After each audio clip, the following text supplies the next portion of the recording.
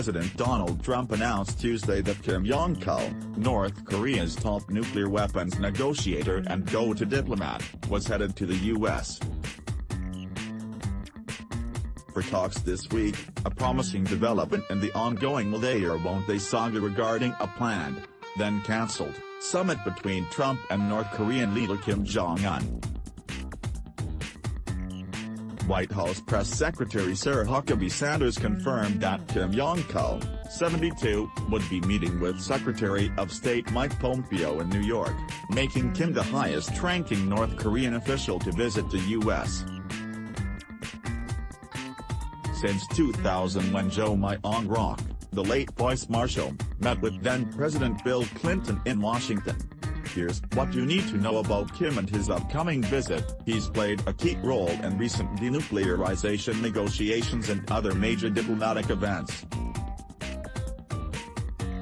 Kim, a vice chairman of the ruling Workers' Party, was among a small and select group of North Korean officials who accompanied Kim Jong-un to the demilitarized zone dividing the Korean peninsula to meet twice with South Korean President Moon Jae-in. Often referred to as the North Korean leader's right-hand man, he was also at Kim Jong-un's side during recent meetings with Chinese President Xi Jinping, and to welcome Pompeo to Pyongyang during the U.S. officials' two trips to the North Korean capital.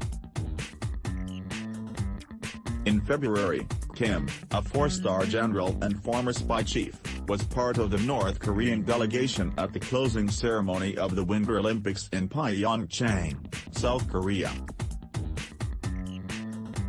He was pictured sitting behind Ivanka Trump, though the pair reportedly did not exchange so much as a greeting during the event. North Korea experts said Kim's visit to New York bodes well for the North Korea-US summit, which had been scheduled to take place in Singapore in June before President Trump abruptly cancelled the meeting last week. He is probably one of the most up-to-date North Korean officials about what North Korea's requirements are for the summit. Catherine Dill, a senior research associate at the Middlebury Institute of International Studies, told CNN of Kim, "I think it's a pretty big deal, and to me this raises whatever the estimates were of the summit actually occurring," she said. Kim has been described as the ultimate regime insider. Kim, despite sharing the same last name, is not related to the family that's ruled North Korea since 1945, but his connection to the Kim dynasty still runs deep. One of the longest-serving officials in the Kim regime, he's served all three of its leaders, first as a border guard at the DMZ and then as a liaison officer with the United Nations. In 2006 and 2008, he rose to prominence as Pyongyang's chief military negotiator during talks with South Korea, reported BBC. In 2009, Kim was appointed the director of the General Reconnaissance Bureau, RGB, North Korea's intelligence service. He was promoted to four-star general a few years later. Kim left the RGB in 2016 and took charge of the United Front Department, an arm of the Workers' Party that handles inter-Korean affairs. He wears several hats. Yeon Kim, a visiting senior research fellow at the Korean Peninsula Future Forum think tank, told The Guardian.